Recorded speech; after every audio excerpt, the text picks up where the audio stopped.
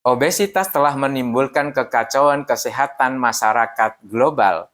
Tidak hanya di Indonesia, namun di banyak negara obesitas menjadi musuh bersama baik negara maupun masyarakat. Nah, overglukosa adalah salah satu penyebab dari munculnya obesitas. Assalamualaikum warahmatullahi wabarakatuh. Salam jumpa sahabat, jumpa lagi dengan saya yang telah 8 tahun hidup dengan lifestyle low carbo sugar free. Di pinggir jalan di sekitar kediaman kita mungkin kita sering menyaksikan banyak masyarakat antri untuk sekedar membeli es teh. Es teh tradisional yang dijajakan ini under control. Dalam minuman ini kategorinya adalah karbohidrat sederhana. Karbohidrat sederhana itu sangat mudah diserap oleh tubuh.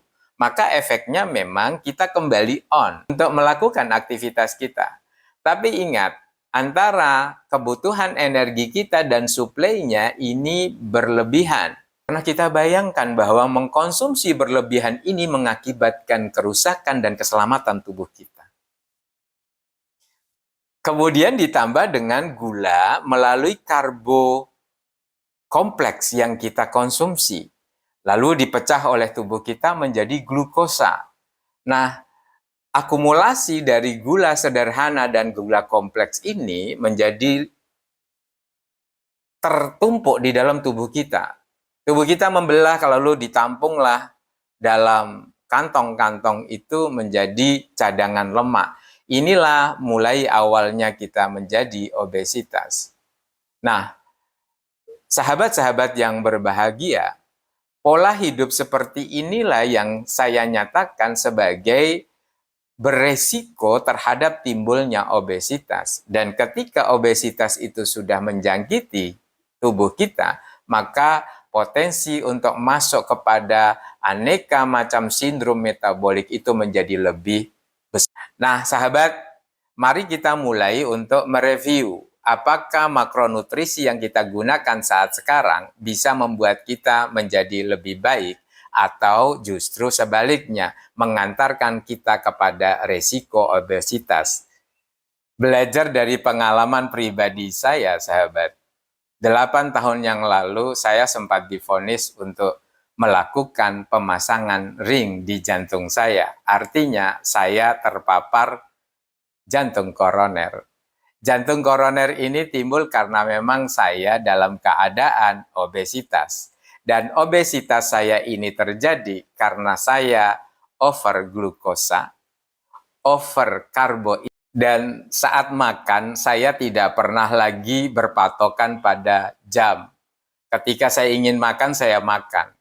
Dan yang saya makan lebih banyaknya adalah karbohidrat kompleks.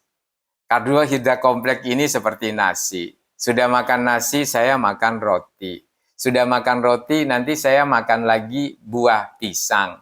Saya makan lagi nanti ya kue-kuean. Dalam satu hari saya tidak pernah mengontrol berapa asupan karbo kompleks yang sudah saya masukkan di dalam tubuh saya. Lalu berapa juga gula yang saya masukkan melalui minuman. Namun vonis untuk memasang ring menyadarkan saya bahwa saya harus merubah pola hidup saya. Dan jadilah hari ini saya dengan lifestyle low carbo sugar free. Untuk menjembatani perubahan pola hidup saya dari karbo menuju kepada makronutrisi esensial, yaitu lemak dan protein, saya mulai melakukannya dengan membangun sebuah pertanyaan, mengapa kita makan? Pertanyaan ini penting karena akan merubah mindset saya di dalam konsumsi harian saya. Maka setelah saya memunculkan pertanyaan dalam diri saya mengapa saya makan, kemudian saya menemukan jawabannya, makan adalah suplai energi untuk kebutuhan tubuh. Salah satunya adalah energi untuk otak kita. Dan saya menemukan makronutrisi yang lain yaitu lemak dan protein. Perubahan sumber nutrisi ini menjadi sangat luar biasa pengaruhnya pada kehidupan saya. Ya, saya bisa menekan obesitas saya dalam waktu yang cukup singkat. Jadi sekitar 3 bulan saya sudah bisa menekan obesitas itu secara signifikan. Kurang lebih 37 kg itu bisa loss dari tubuh saya. Dan seluruhnya saya nikmati prosesnya. Memang pada proses-proses awal itu terlihat sebagai orang yang kurang asupan nutrisi. Namun, begitu adaptasi ini sudah saya lampaui, saat sekarang saya sudah menemukan kembali fisik saya yang sebelumnya, tetapi dengan kondisi yang lebih baik dan lingkar perut saya di bawah 90. Artinya saya sudah terbebas dari obesitas. Sahabat, ketofastosis mengantarkan saya kepada kondisi saat ini. Saya mendapatkan kembali kesehatan saya dan keselamatan tubuh saya dengan merubah makronutrisi yang mensuplai energi untuk kebutuhan tubuh saya.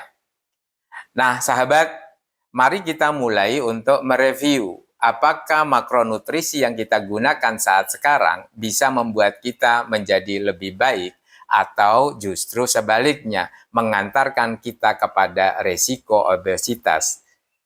Ingat bahwa obesitas akan mengantarkan kita kepada gerbang penyakit atau akumulasi penyakit yang ada di dalam metabolic syndrome atau sindrom metabolik. Bila makronutrisi dan olahraga sudah kita bisa pastikan, yang berikutnya adalah kita juga harus bisa memastikan bahwa tubuh kita ada ruang untuk istirahat. Sekedar untuk melakukan peremajaan terhadap sel-sel yang sudah menua atau sel-sel yang sudah rusak melalui rutinitas fasting. Belakangan ini sangat terkenal intermittent fasting. Silakan lakukan itu karena memberikan ruang untuk istirahat, melakukan tugas-tugasnya. Kemudian akan muncul tugas yang baru di dalam tubuh, yaitu fungsi peremajaan sel. Sehingga kita mendapatkan kembali kesehatan kita dan tubuh kita yang lebih baik. Sahabat, bila tayangan ini memberikan manfaat, jangan lupa like, komen, dan share.